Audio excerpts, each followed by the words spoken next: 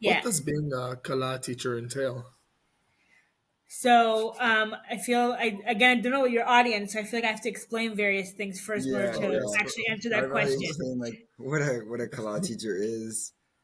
So Um, basically, yeah. So basically, a Kallah teacher means that I teach brides um, who are marrying like Jewish women who are either Jewish women who are either married or that they're brides themselves. The laws of family purity.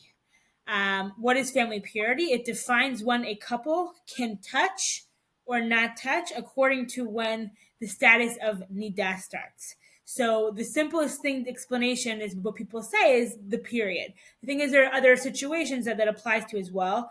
Also, birth, which for me, people are not going to see, but I'm like very pregnant below this camera. I'm like 40 weeks pregnant. So that situation for me is very relevant very soon. Um, but I'll say like the past 9 months, I've obviously like thank God have no bleeding, so therefore like the whole status of nigdad doesn't apply. So, anyways, the being a Kalat teacher is actually teaching those rules to Jewish women who are either about to get married or married. So it doesn't apply to people who are not beforehand. So as I said, family purity it defines when a couple can touch or not touch and when they're separated. Um, and and basically just as a basic like understanding of what that means is that once a bleeding starts for a woman, the couple separates. And the more observant you are, the more likely that you're not going to be touching at all. So it's not just like sexual relations, it's also just touch of like holding hands or, patting on the shoulder. It really is all kinds of touch. And it can even get to like, passing things to each other or throwing the keys across oh the room. Like you really wow. create a separation for those, 12 days. So basically you have it depends on your custom 4 or 5 days of actual nida, and then you have 7 clean days so that you're in this transition period before you get to the mikveh. And the mikveh is the Jewish ritual bath that, by the way, is also used for conversion. And I love it because you go in with one status, and once you come out, your status changes. So with nida, you're going in as like I can't touch my husband, and you come out. I can once again. I hate these words like pure and impure because it really isn't that. Oh, It's like it's status, and it doesn't affect like who you are compared to anywhere else in the world or anyone else in the world. Like you can touch a Torah, you can do whatever you want. Like it's just about your relationship with your husband. Um, and what I want to say, oh, and with conversion as well, like you go in that you're not Jewish and you come out that you are Jewish.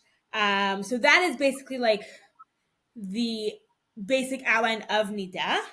But I'll also say, as being a Kallah teacher, which is important to mention, I studied the particular laws, the Jewish law surrounding these specifics, and learning about particular customs and the specifics of like how do you go from one status to the other and all of those things. And I teach that. It takes about like 5 or 6 classes, and each one is about an hour and a half. So it does take time to go through. yeah. Um, but I'll also say that part of that is understanding that this is a huge part of a relationship between a couple, meaning we also talk about intimacy and sexuality in Judaism, and even things like birth control and positions and what is allowed and not allowed in Jewish law, and red flags and just relationships generally, and wedding customs or prenups. So we talk about a lot of different things that are beyond just the like flat out Jewish law. And that for me is being a Kallah teacher, is really guiding these women on this journey before their marriage or during their marriage, depending on where they are in their journey. Right, right. Hmm. Ah, that's really cool. Interesting. Yeah. Yeah. Have you ever? You're two guys who are 17, and like so it's like not. I'm sure it's like so far like not in No, your. I mean like I get it. Like I get like Yeah. the Jewish customs part. Like I mean about like the bleeding aspect, like maybe not so much, but Do you I ever do you ever encounter like when you're teaching like a pushback from your students on some of these ideas? Because some of them like So I'm willing to bet that some of these Jewish ideas maybe don't fit so well with some maybe popular opinions on. So, first of all, people who are reaching out to me to learn are already interested. So, meaning they're already coming with, saying, I want to understand a little bit more. And the discussion of like comments and opinions like those, I'll get on Instagram. And I've received before, and I've had to block people, unfortunately, because sometimes it gets very nasty. Because it's just because it's so intimate and has to do with like sexuality and stuff like that, for sure. Um, and I'll also say sometimes I teach people who are completely secular, and then it's my role to either refer them to somebody who has the authority to give them different ruling and make it a little bit quote unquote easier for them. Um, and there's ways to just frame it in a way that at the end of the day it's their choice. Like I'm not good at going in their bathroom, bedroom, and going to Yeah. determine like what they're doing and not doing. It's between them and God, right? So even if there's pushback, I'll explain where it comes from and find different solutions so to make it that they would observe it as much as possible.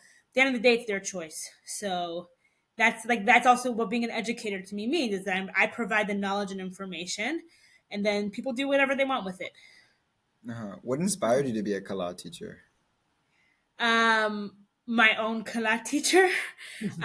So I came. That's actually very funny. I came in very much like I'm not gonna do this. Like this is too much for me. The laws are very specific and annoying. But I came. It was like I want to learn the Jewish law. I want to understand what is required and where it comes from, and then I'll see. And then I became like, despite the way I look, I observe it like very, very seriously. Um, and I wanted to be able to pass that what I learned and loved and connected to so much about this mitzvah, about this commandment, to pass to other women as well.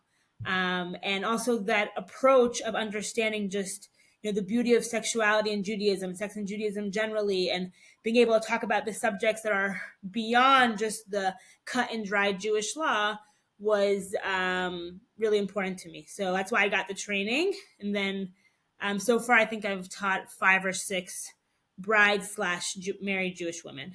Do you do like one-on-one tutoring or like in groups? One on one. Okay. Group Yeah. is future. Hopefully, someday.